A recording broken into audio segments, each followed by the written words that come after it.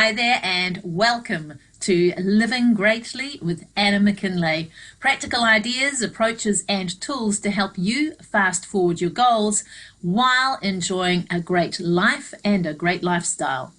So in the last episode, I talked with you about procrastination and shared a very simple three-step approach to enable you to get out of your own way and start taking more action towards the things that you really want. Now, of course, it sounds really simple, but if it was easy, the whole world would be doing it and it would be a very different place. So, of course, most people do get stuck from time to time in their lives. It affects me just as much as the rest of us. What I'd like to talk with you about in this episode is one of the biggest things that holds most people back from actually taking action towards what they want. Fear, right? Fear. Often fear of failure, but it comes in all sorts of different forms. Fear of success, which is just the other side of that same coin. Fear of being found out. Fear of being different, all sorts of things. Fear comes in many different shapes and forms. But what it does do for most people is act as the handbrake on us accomplishing the things we truly want most in life. Because here's the thing. If you listened to the previous episode, there are 3 steps to accomplishing what we want.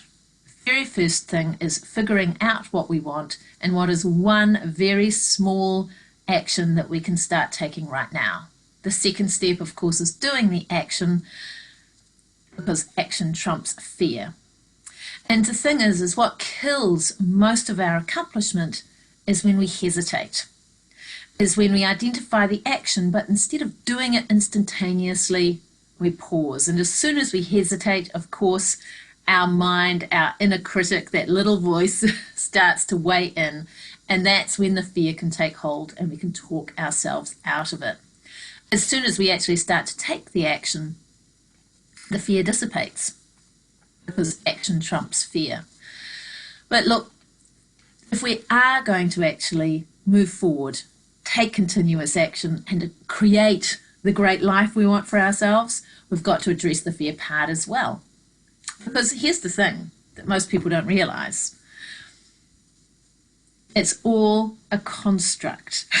The fear doesn't really exist, or only to the extent that we choose to give it existence. So let me explain what I mean by that. And in fact, I want to do so by reference to one of Will Smith's movies. Have you seen the movie After Earth?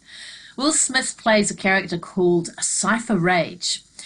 And in the movie, he's got this great speech, which is probably the most powerful insight on the nature and role of fear that you will find anywhere. So let me share that with you. Cyber Rage said to his son, "Fear is not real. The only place that fear can exist is in our thoughts of the future. It is a product of our imagination, causing us to fear things that do not at present and may not ever exist. That is near insanity. Do not misunderstand me. Danger is very real, but fear is a choice. We are all telling ourselves a story." Wow. I'm just going to let you ponder that for a bit, but particularly I want you to think about, firstly, fear is a product of our imagination in relation to things that do not exist now and may not ever exist. Fear is a choice. We're all telling ourselves a story, and it's that story that ties into the fear. So here's the thing. Many of us hold ourselves back from what we want most in life because of the story that we are telling ourselves in our imagination about a possible future scenario that may never, and in fact that usually never exists. And that's what keeps us back. And as I mentioned before, one of the biggest culprits, and I've seen this over and over again, in all sorts of scenarios, including in my work with coaching clients, and that's fear of failure. It's the what if, right? So I want to dig a bit more deeply in this episode into fear of failure so that you can actually unpack it a bit and come to the realization, the awareness that fear of failure is actually a completely meaningless concept over which you have actual total control if you choose to step into it. And I want to share that awareness with you because, in the words of Bill Harris, awareness creates choice. Once you have the awareness, you can choose. You can choose to let fear of failure continue to have power over you, or you can choose to see it for what it is, let go of it, and go on to actually build the great life you want for yourself. So, if it's all right with you, I'll continue, because here's the thing. The great irony is that fear of failure is completely and utterly our own invention. It is our own choice. And I'm going to explain now what I mean by that. And in fact, I'm going to explain it with reference to the dictionary. If we think about failure, what is it that we're afraid of? When we're going, oh, I've got fear of failure, what are we really afraid of? Well, if we look at the definition of failure, we'll find that most dictionaries define failure as either falling short of a desired goal or as a lack of success, not succeeding at something. All right. So if we turn that around, we then have to go, well, what's the definition of success? Okay, so we look at the definition of success and we find that success is generally defined as the accomplishment of some aim or purpose, or the attainment of a desired object or end. That's pretty vague, isn't it? But when we ask ourselves, well, what is success then? It means that actually success is the accomplishment of an aim or purpose. Who gets to choose the aim or the purpose? And the answer is you do. You do. You get to choose what your goals are in life. You get to choose your own aims or purpose. Ultimately, you do, right?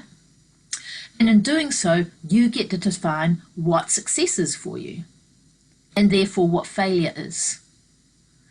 So when we're afraid of failure, we're afraid of something that we ourselves have defined, whether intentionally or not, right? Success and failure only have meaning relative to something that we have chosen, our desired object, our desired aim, or our desired purpose. They are completely subjective concepts, both success and failure. And we get to define and choose them for ourselves. You get to define your own success, what success means for you in your life, what failure means for you in your life. I get to define what success and failure mean for me. There's well over 7 billion different definitions of success and failure on our planet, right? Because it's different for everybody. So let's look at that a bit further. It means in your life, you are the only person who gets to decide what success is and what failure is, and you get to exercise that choice by choosing what goals or desires to go after. You have the ability to choose goals that are achievable, to choose to take action towards those goals, and to commit to taking continued action until you attain the goal. It's really interesting, when I have this conversation with clients talking about, well, what does success and failure mean to them and teasing it out, there's this amazing moment when it just clicks, when they just finally get it. Aha! It's like flicking a switch and the light bulb goes on. That moment when my client realizes that actually they're completely in control of success and failure in their lives. They're completely in control of those things through their choice of goals and this is really, really important, how they define those goals. Whether they define those goals in a way that is achievable for them or not. They also choose by taking action towards the goal or not taking action towards the goal. They choose success or failure through their decision to commit wholeheartedly to accomplishing the goal, to keeping it front of mind, continuing to take action, continuing to make adjustments and keep moving towards the goal until it's attained, or not committing, opting out, letting it go, jumping off the wagon, right? But it's that moment when the person realizes that actually all of these things are their own choice. That is the moment when that person truly starts to take control over their life. So there's two really powerful ideas that I'm sharing with you in this episode. Let's put them together. The first one is that realization that actually failure and success are subjective.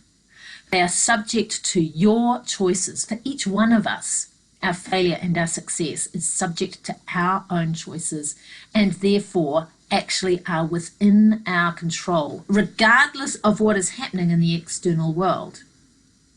You get to define what failure and success mean in your life. That's the first idea. And the second idea is that insight, from the words of Will Smith in After Earth, that fear only exists in our thoughts. It is a construct of our mind, and we can choose to change that construct by changing the story we tell ourselves. When we put these things together and look at things from this perspective, everything changes. We can actually acknowledge that fear of failure is 100% the result of our own choices. And therefore it's something that we can control, right? It's something we can shift by choosing to make different choices, by changing our internal story. So I'm sharing this with you because if you have been letting fear of failure hold you back from something that you really want in life, the choice is yours. And now that you have awareness, you have the power to choose. You can choose to let go of the fear, to frame your goal in a way that it's achievable for you. You can choose to start taking those small, instantaneous, continuous steps that I talked about in the last episode and to make the commitment to keep going. And you can choose to change your internal story to one that fuels the accomplishment of what you want. You can choose that. Or you can decide to go the other way and you can choose to stay exactly where you are. It is up to you. So, here is an invitation to you. I invited you, in my last episode, I invited you to actually think about something that you want, that you've been thinking or dreaming about for a while, and that your inner critic or inner voice has been holding you back from.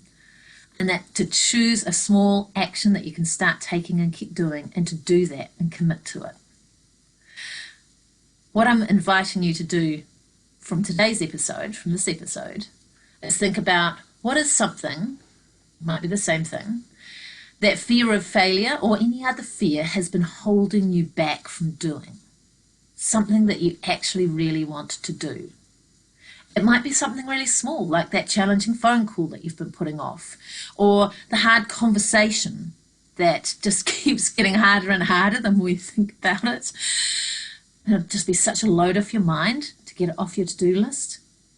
It might be that side business that you've been thinking about for years, but haven't really taken action towards yet. It might be something else.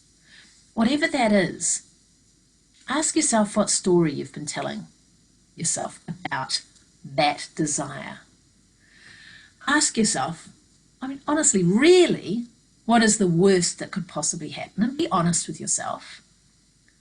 And once you unpack that, you can ask yourself, so what can I do to prevent that worst case scenario from happening? What's an action, something within my control that I can take so that I can move forward, lean into that story, take action to make sure that what I'm afraid of is not ever going to happen, and actually make a start. Because there is actually only one way that we can truly guarantee failure in our lives, and that's by not even starting in the first place. So here's to your great life. I hope you enjoy that, and I will see you on the next episode. Bye for now.